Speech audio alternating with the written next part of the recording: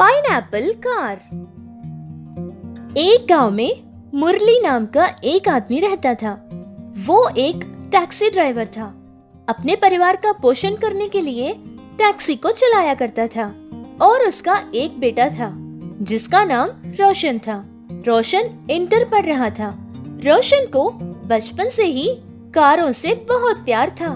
Car का नाम लेते ही वो बहुत खुश हो जाया करता था और हमेशा यही सोचता रहता था कि जब वो पढ़कर बड़ा हो जाएगा तो ऑटोमोबाइल इंजीनियरिंग भी पढ़ेगा।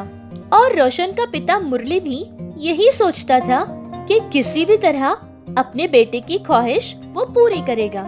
इसीलिए उसको जितना भी दूर जाना पड़ता था वो टैक्सी पर जाया करता था और ये सोचता था कि जितनी ज्यादा मेहनत करेगा उतने ज्यादा पैसे उसके बेटे के लिए कमा पाएगा।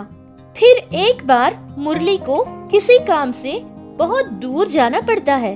वो थोड़ा दूर का सफर था।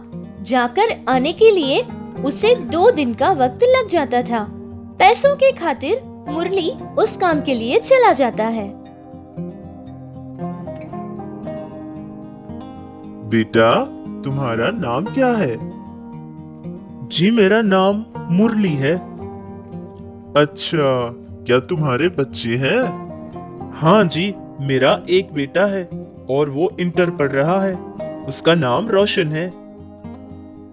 बहुत अच्छे बेटा, अच्छे से पढ़ाना उसको। जी चाचा जी, मेरे बेटे को इंजीनियर बनना है। उसी के लिए ये सारी मेहनत कर रहा हूँ। अब बाकी जो कुछ होगा सब भगवान के हाथों में है।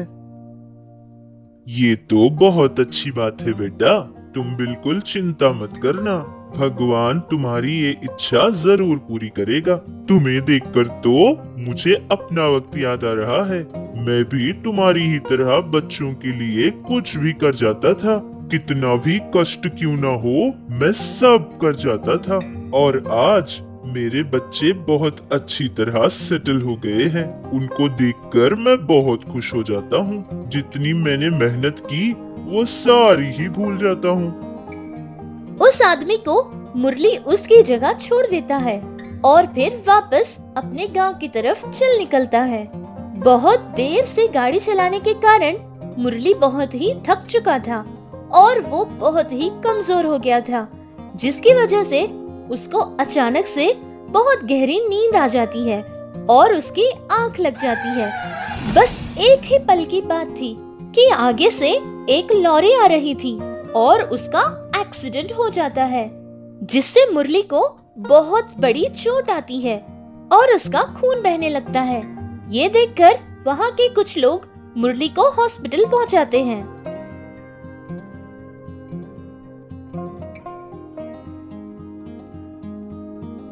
देखिए, एक्सीडेंट के कारण उनकी कमर और पैरों पर बहुत बड़ी चोट आई है। शायद ये भी हो सकता है कि वो अब कभी दोबारा चल न पाए।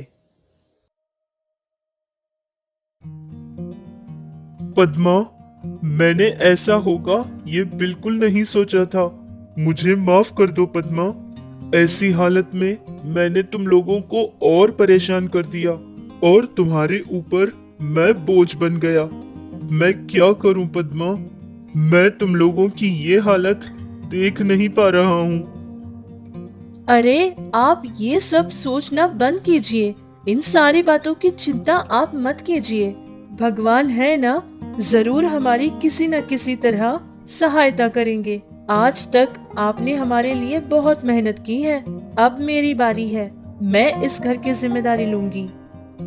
ये सब कहकर उसकी पत्नी पद्मा लोगों के घरों में काम करने के लिए जाती थी और जो पैसा उसे मिलता था उन पैसों से घर का चलना और मुरली की दवाई खरीदना बहुत ही मुश्किल का काम था। ये सब देख रहा रोशन बहुत ही दुखी हो जाता है और मन ही मन ये सोचने लगता है कि किसी भी तरह वो अपनी माँ की पूरी सहायता करेगा। लेकिन उसे समझ नहीं आ रहा था कि वो क्या काम करे। फिर अचानक उसकी नजर उस कार पर पड़ती है जो उनके घर के सामने खड़ी हुई थी। रोशन ने सोचा कि अब वो कॉलेज की पढ़ाई को छोड़कर उसके पिता की तरह ड्राइवर बन जाएगा। लेकिन उस कार का एक्सीडेंट होने की वजह से वो पूरी तरह से खराब हो चुकी थी। उसको रिपेयर करवाने के लिए भी रोशन के पास इतना पैसा नहीं था। रोशन के पिता का एक दोस्त था जिसका नाम मैकेनिक शंकर था। उसने सोचा कि वो शायद उसके किसी काम आ जाएगा, इसलिए रोशन शंकर को उसके घर बुलाता है ताकि वो कार दिखा पाए। शंकर चाचा, आप तो सब जानते हैं ना कि हमारे घर की हालत कैसी है। मेरी माँ भी बहुत मेहनत कर रही है चाचा। मैं चाहता हूँ कि मैं भी अपने माता पिता की कुछ सहायता करूँ। क्या आप इस कार को किसी भी तरह रिपेयर कर पाएंगे? अरे रोशन, ये कार तो बहुत डैमेज हो गई है, लेकिन इसकी इंजन ठीक है। इसको फिर से पहले की जैसी बनाने के लिए बहुत ज्यादा खर्च होगा।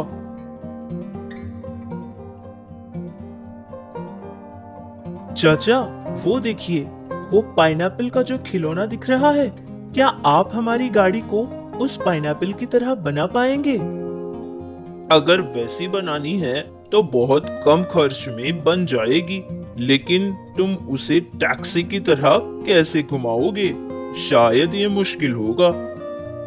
अरे, उसके लिए तो मेरे पास एक बढ़िया वाला उपाय है चाचा जी। मैकेनिक शंकर ने बिल्कुल वैसा ही किया जैसा कि उससे रोशन ने कहा था। उसने उनकी कार को एक पाइनएप्पल की तरह बना देता है और रोशन से कहता है कि जब वो पैसा कमाने लगेगा तो धीरे धीरे करके जितना खर्च उसे हुआ था वो सारा पैसा चुका दे। फिर रोशन उस कार की कुछ फोटोज लेता है और कुछ इवेंट मैनेजर्स को दिखाता है। बर्थडे पार्टीज के लिए, मैरिज फंक्शंस के लिए या फिर किसी भी पार्टी के लिए अगर कोई बुकिंग हो तो उसे बता दे। ये कहकर सारे लोगों को उसकी पाइनएप्पल कार की फोटोज देता है। बहुत सारे लोग उसी पाइनएप्पल कार को बुक किया करते थे क्योंकि देखने में वो बहुत ही अलग और बहुत ही सुंदर लग रही थी। कुछ ही दिनों में रोशन ने बहुत अच्छे पैसे कमाए थे और उसके पिता का इलाज भी एक अच्छे अस्पताल में करवाता है। और दूसरी तरफ अपने बिजनेस को बढ़ाने के लिए रोशन कुछ पुरानी कारों को खरीदकर उन्हें अलग अलग आकार में बनवाता है, जिससे सारे लोग रोशन के कार्स ही बुक किया करते थे। इस तरह रोशन को बहुत अच्छे फायदे मिलने लगे। बहुत कम समय में ही वो बहुत अच्छा बिजनेसमैन बन गया था। और एक अच्छी खबर ये भी थी कि रोशन के पिता मुरली का हाल भी धीरे धीरे ठीक होने लगा। वो आहिस्ता आहिस्ता चलने लगे थे। अपने माता पिता की सहायता करने का एक ख्याल रोशन को कहां से कहां पहुंचा दिया। मुश्किल वक्त में परेशान बिल्कुल नहीं होना चाहिए, क्योंकि जो आगे बढ़कर मुश्किल वक्त का सामना करना चाहेगा उसी की हमेशा जीत भी होगी।